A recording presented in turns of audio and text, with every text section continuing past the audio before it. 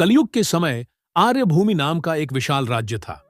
कभी यह राज्य अपनी शिक्षा, न्याय और सत्य के लिए प्रसिद्ध था, लेकिन समय के साथ वहां एक निर्दयी राजा सत्ता में आ गया।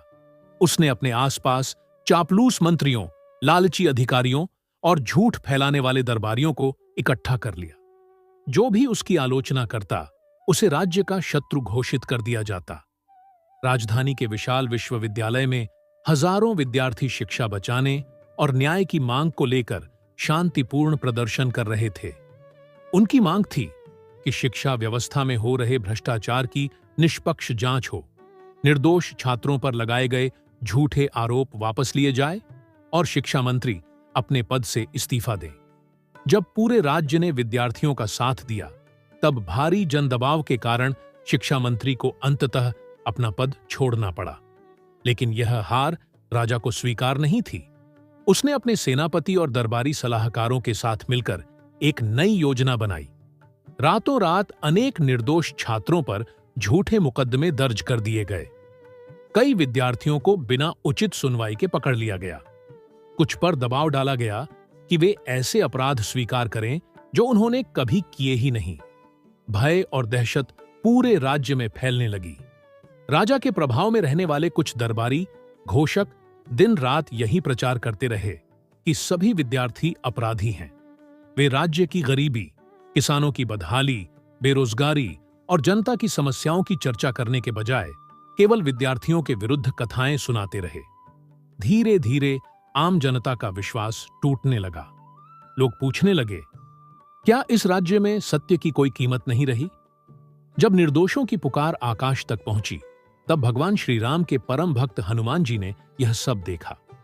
हनुमान जी साधारण वृद्ध संत का रूप धारण कर राजधानी पहुंचे। उन्होंने पहले विद्यार्थियों से कहा, क्रोध से नहीं, सत्य और धैर्य से लड़ो। अन्याय चाहे कितना भी शक्तिशाली क्यों ना हो, उसका अंत निश्चित है। फिर वे किसानों, मजदूरों, शिक्षकों और ईमानदार नागरिकों से मिले। उन्होंने कहा, यदि समाज सत्य बोलना छोड़ दे तो अन्याय स्वयं राजा बन जाता है। राजा ने जब देखा कि जनता फिर से एकजुट होने लगी है, तो उसने हनुमान जी पर भी झूठे आरोप लगाने का प्रयास किया। लेकिन इस बार सत्य छिप नहीं सका। हनुमान जी ने अपनी दिव्य दृष्टि से राज्यसभा के बीच उन सभी गुप्त दस्तावेजों, आदेशों और षड्यंत्रों को सबके सामने प्रकट कर दिया, जिनसे निर्दोष विद्यार्थियों को फंसाया गया था। पूरा दरबार स्तब्ध रह गया। जनता ने पहली बार अपनी आंखों से सत्य देखा। जो अधिकारी अन्याय में शामिल थे, वे स्वयं अपने अपराध स्वीकार करने लगे। ईमानदार न्यायाधीशों ने निष्पक्ष सुनवाई शुरू की और निर्दोष विद्यार्थियों को सम्मानपूर्वक मुक्त किया गया। इसके बाद हनुमान जी ने राजा से कहा, राजा की सबसे बड़ी शक्ति उसकी सेना नहीं, बल्कि उसकी प्रजा का विश्वास होता है। जिस दिन विश्वास टूट जाता है, उसी दिन सिंहासन भी डगमगाने लगता है। राजा ने अपने अपराध स्वीकार किए और राज्य का शासन जनता के हित में चलाने का वचन दिया।